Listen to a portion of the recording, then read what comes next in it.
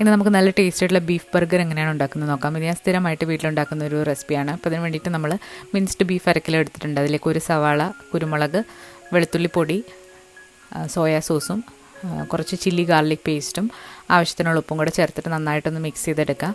അതിനുശേഷം ചെറിയ ചെറിയ ഉരുളകളാക്കിയിട്ട് പരത്തിയിട്ട് പാറ്റീസ് ആക്കുക. 9 എണ്ണം കിട്ടിയിട്ടുണ്ട്. 4 എണ്ണം ഞാനിപ്പോൾ എടുക്കുന്നുണ്ട്, ബാക്കി ഫ്രീസറിൽ വെച്ചു. പാനിൽ ബട്ടർ ചൂടായി വന്നപ്പോൾ ഈ ഒരു പാറ്റീസ് ഇട്ടിട്ട് തിരിച്ച് മറിച്ചിട്ട് നന്നായിട്ട് കുക്ക് ചെയ്തെടുത്തു. മുകളിലായിട്ട് ചീസും വെച്ച് കൊടുത്തിട്ടുണ്ടായിരുന്നു, അത് മെൽറ്റായി. ഇനി ബർഗർ ബൺ വേണം, അതും ഒരു ദോശത്തവയിലിട്ടൊന്ന് ടോസ്റ്റ് ചെയ്തെടുത്തു. പിന്നെ ഇതിലേക്ക് വേണ്ടിയിട്ടുള്ള പച്ചക്കറികളൊക്കെ ഒന്ന് അരിഞ്ഞു വെച്ചു. അപ്പോൾ ഓരോ ബണ്ണിലേക്ക് നമ്മളിനി മയണൈസും മസ്റ്റർഡ് സോസും കുറച്ച് കെച്ചപ്പും കൂടെ മിക്സ് ചെയ്തിട്ട് സോസാക്കി ഇതിന് മുകളിലായിട്ട് തക്കാളി അരിഞ്ഞതും ലെറ്റസും ഉള്ളി വട്ടത്തിൽ അരിഞ്ഞതും പിന്നെ നമ്മൾ തയ്യാറാക്കിയ പാറ്റീസും കുറച്ച് ഫ്രൈഡ് ഒണിയനും വെച്ചിട്ട് ക്ലോസ് ചെയ്തു. ടേസ്റ്റി ബർഗർ റെഡി ആയിട്ടുണ്ട്. അപ്പോൾ എല്ലാവരും ഒന്ന് ട്രൈ ചെയ്ത് നോക്കുക.